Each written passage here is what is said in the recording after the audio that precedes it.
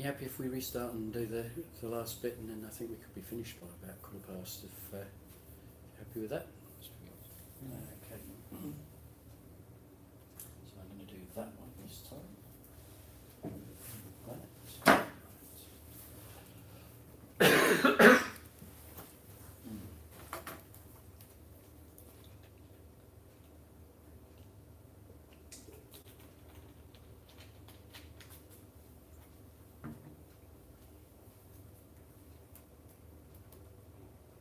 There we go, all live and running. Right, so this little bit probably be fairly succinct, but it's all about PHP sessions. So we're going to introduce sessions, we're going to say why do we need them and how do we use them, okay? So when we're using normal software, apps, whatever, software on the laptop, whatever it might be, the software will remember things, like it will remember what you're looking at, it will remember what you've done, it will remember who you are, and it will remember your work, hopefully. So how does it do it? Well, it continues to execute, continues to run while you're using it, and with modern software it continues to run and remember things while you're not using it, when it's just sort of in the background, as it were. And it stores state information in memory. It holds all the key variables and stuff somewhere. So as an example, what do we mean by that? Well, if you're doing a spreadsheet in Excel, say, then it continues to run between you editing cells or typing, and it preserves your changes in RAM, or if you're doing a word processing document or whatever it is. And modern software is pretty resilient too. So if I'm on the phone composing an email and I think, oh, I want to just check, is that the date that we're going for, or this the date? I can minimise the email, and as I do so, it will say message saved as draft. Or notice that you hardly notice a little banner that you hardly notice as it flicks over. Pull up the calendar, check the dates and everything, go back to your email and tell it you want to start editing the draft again, and away you go. So all of that is holding everything in memory, sometimes on hard disk, SD, whatever, it's, somewhere it's holding it as you do your changes. So for the web, wouldn't PHP be nice? If we only had state in PHP, we could remember who people are, we could do logins, we could remember a list of products, we could handle baskets on a website, we could track visitors for harmless analysis. This is pre-GDPR, this slide. No, that's fine. You can still track visitors for harmless analysis. We'll look at that next week when we look at GDPR. And so on and so forth. It says, alas, PHP is stateless. It is run once independently every time a page is loaded. So there's no continuity between pages, so there's no state. And these slides are written by Russell. You have to imagine Russell standing here now and say, or is it? Okay. We're going to now look at PHP sessions, which will allow us to get around this fact that the web is the whole web is designed to be stateless, as you know. So PHP sessions allow us to remember data between page requests on a per visitor basis. Okay. So how do we get started? Well, we need to, when we pull up our PHP page, put a session start at the beginning of any pages that need state. Once you've gone into your less than query PHP tag, it doesn't have to be the first line after that. It can be anywhere down you like, but as soon as you started doing stuff, it may be too late to put session start in. So it needs to be near the top, because once you do anything that starts the HTML streaming, the PHP session start will not work. Now listen carefully to this, because this is important, okay? Once you start streaming the HTML, you cannot start a session. You can get caught out with that, as I have done, and it's a nasty one, because you think, I haven't written any HTML and it's not working. I haven't done any echoes, I haven't streamed anything, and it's not working. Why is it not working?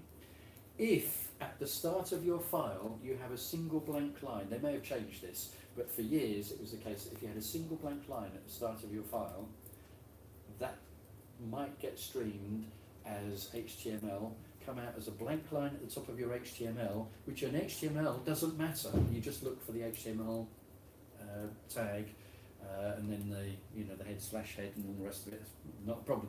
But in PHP sessions, it does matter. The moment that blank line has been streamed, your session start will now not work. Watch out for that one. You might be all right, but if it happens, it's a complete nightmare because it's a totally non-obvious problem to watch out for. And I've had it happen. It eats weeks of your life if you're not careful.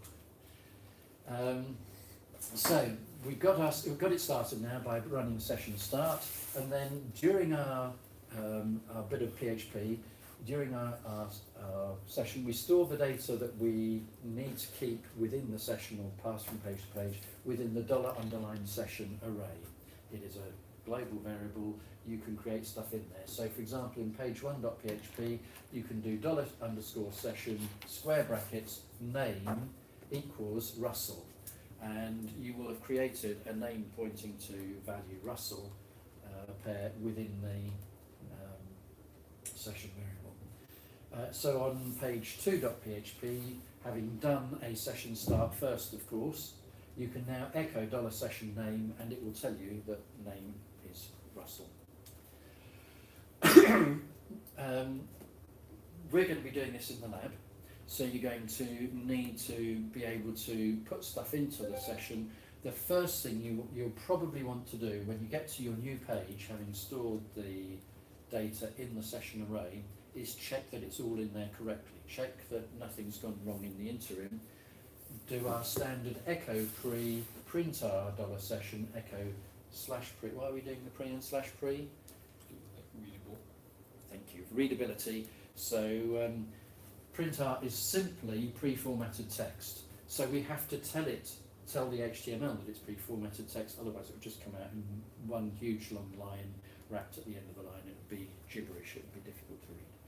So I tend to have a block like that predefined in my PHP when I'm developing a site, so I can pull that in and out and copy and paste and drag it around wherever I need it within the code to check it.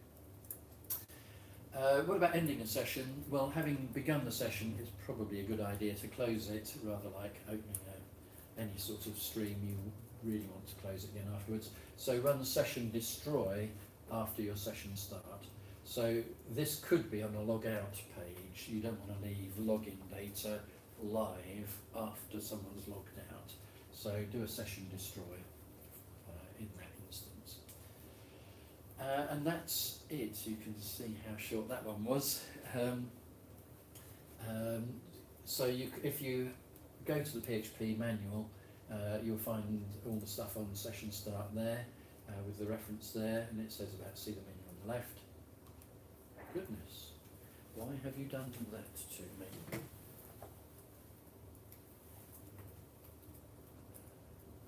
I don't know why I did that. Okay. So see the PHP sessions reference, and there's also W3 schools on PHP sessions, so I love that. This reference example page is agreeable. Not everything on the web is helpful, but that one is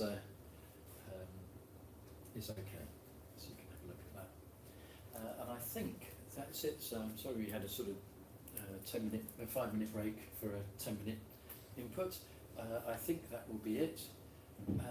We have, I reckon, pretty much covered everything we need in the course at this point.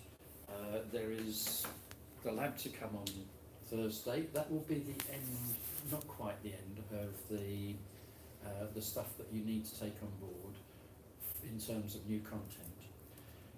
So then after that there's obviously Lab 8, which as I say is something completely different. Still labs and still voids, but very different. There's the coursework, and you'll need to be looking at the exams, so there's still important sessions, but you'll find, so let me take you through to the, to this. Let's, I do that, okay, do that first, and that, there we go. Here's my mouse, there. So maybe I'll leave it. Yes. So if you have a look at here, we've got a session planned for next Tuesday. This session on GDPR. This is a new session. We have not covered GDPR in previous years. We didn't need to think. Well, there wasn't a GDPR in previous years.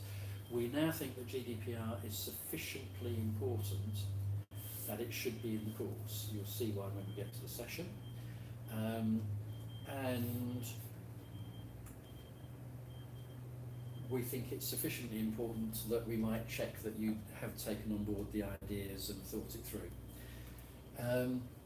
We are also planning next Tuesday to have a coursework question and answer session, as I mentioned earlier. So this session is really important. There is then no lab next week. There is a lab this week, yes, but no lab the following week. The final lab will come the week after, but there'll be no lecture in preparation for that lab. We will have done everything we need by then, hopefully. We might put out an email at the last minute and just say, oh, we've rethought this and whatever, but that's the plan. So we've reached that point in semester where we've pretty much covered all the teaching content that we reckon we need to, apart from this, as I say. And we can be focusing on things like practicalities, getting coursework done, preparing for the exam, those sorts of things. Okay.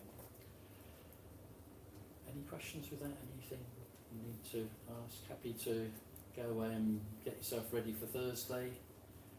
And thanks, guys. I noticed that at least 3 of you were watching the live stream, so hopefully you're still around and got that session on that input on sessions, that session on sessions, and we'll look forward to seeing you on Thursday. Thanks very much.